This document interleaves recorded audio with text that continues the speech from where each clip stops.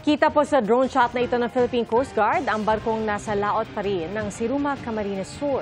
Ayon sa PCG, tumagilid ang barkong LCT Golden Phoenix matapos sumadsad sa dagat noong Huwebes, bunsod ng malalakas na hangin at alon. Walang nasaktan at ligtas ang lahat ng 13 Filipino crew ng barkong may kargang construction materials. Wala ring naiulat na oil spill o pagtagas ng langis mula sa barko pero patuloy itong minomonitor. Sa dalawang magkahiwalay na insidente sa Bohol at General Santos City, truck ang bumangga sa tulay. Yan po ang mga disgrasya sa probinsya na tinutukan ni JP Soriano.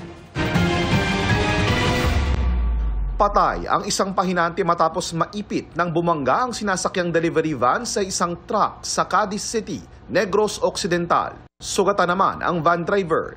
Ayon sa pulisya, biglang tumawid sa kalsada ang isang kalabaw at nasagasaan ng van. Dumiretso ang van sa kabilang lane at bumangga sa kasalubong na truck. Namatay din ang kalabaw. Sa Antequera, Bohol, isang truck na may lulang 5 pasahero ang bumangga sa isang tulay. Ayon sa pulisya, maghahatid ng Bermuda Grass ang truck nang mawalan umano ng kontrol sa preno ang driver kaya bumangga sa Dorol Bridge. Dead on arrival sa ospital ang isang pasahero habang ang iba ay patuloy na ginagamot sa ospital.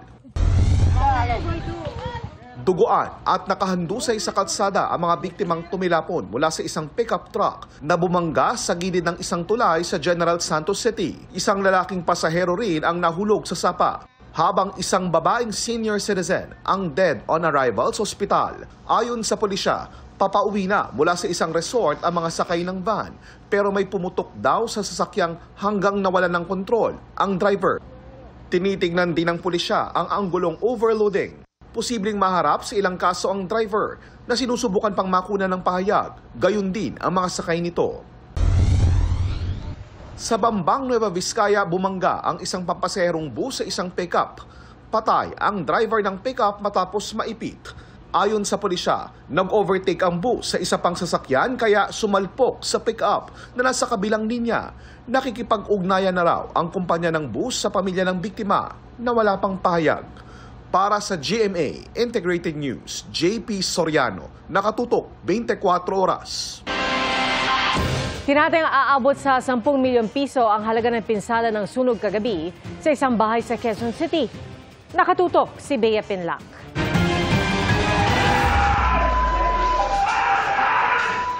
Pasado alas 4 kaninang madaling araw, ginising ng malaking apoy ang ilang taga-barangay Joaquino Zobel, Quezon City. Sumiklab ang sunog sa isang bahay. Sa lakas ng apoy, bumigay ang ikalawang palapag nito. Made of pan kasi yan, yung mga kahoy lang.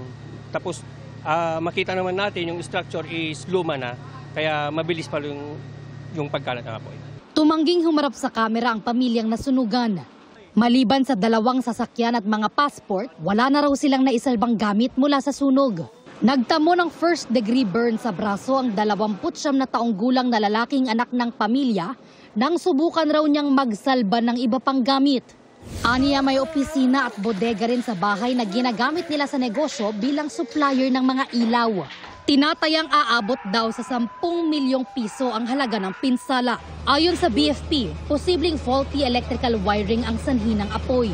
Mag-aalas 5:30 na ng madaling araw nang tuluyang maapula ang sunog na umabot sa unang alarma. Patuloy ang investigasyon sa insidente. Nagpaabot na rin ng tulong ang mga otoridad. Para sa GMA Integrated News, Bea Pinlac, nakatutok 24 oras.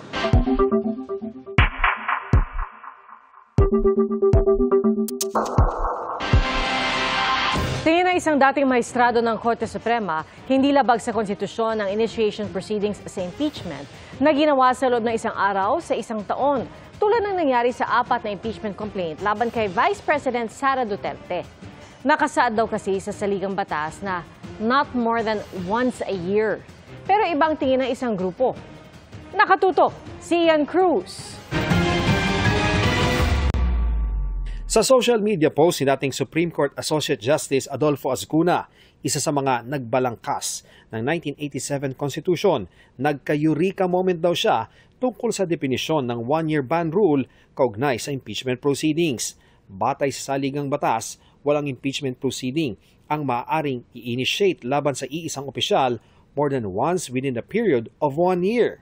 Sabi ni Azcuna, hindi sinabing not more than one a year o hindi mahigit isa sa isang taon, kundi not more than once a year o hindi mahigit isang beses sa isang taon. Ang 4 daw na initiated complaints, ginawa ang initiation sa iisang araw na niya'y may tuturing na ginawa once o isang beses lang sa loob ng isang taon. Ibig sabihin daw, ang initiation proceedings na nangyari sa loob ng isang araw sa loob ng isang taon ay hindi umano labag sa Section 3, Subsection 5 ng Article 11 ng Konstitusyon. Ang rason daw ng once-a-year rule ay para malimitahan ang panahon na makukuha mula sa official duties ng ini-impeach na opisyal at ng Kamara. Ang multiple days daw ay kumukonsumo ng mas maraming araw, ngunit ang multiple o maraming reklamo na hinarap lahat sa loob ng isang araw ay kumonsumo lamang ng isang araw sa kasalukuyang mga kaso, kahit pa raw gamitin ang new definition ng pag-initiate ng impeachment. Ang 4 na impeachment complaint kay Vice President Sara Duterte ay initiated o pinasimulan sa isang araw ng sesyon ng Kamara noong February 5, 2025. Sinisika pa ng GMA Integrated News sa makuhang panig ng iba pang legal luminaries at mga mambabatas ukol sa tila bagong definisyon ng initiation ng impeachment proceedings sa pananaw ni Azcuna. Pero ang National President ng Integrated Bar of the Philippines, sinabing ang kanilang posisyon ay ang umiiral na interpretasyon na not more than one a year kaugnay sa pagsimula ng impeachment proceedings.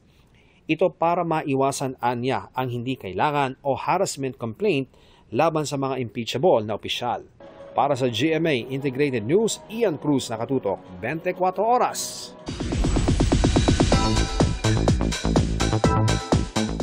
Ika nga ng marami, teamwork makes the dream work. Kaya ang kapuso couple na sina Dennis Trillo at Jenny Lee Mercado may kakaibang take rito. Sa isang kwelang video, makikita ang tila pag-workout ni Dennis. Pero tuwing titigil o tatama rin siya, nandiyan naman si Jen para may ibang paraan para mang-motivate. Biro ng netizens, sisipagin ka talaga kasi kung hindi, matatamaan ka kay wifey. In the end, tila very effective naman ang kanilang fitness routine.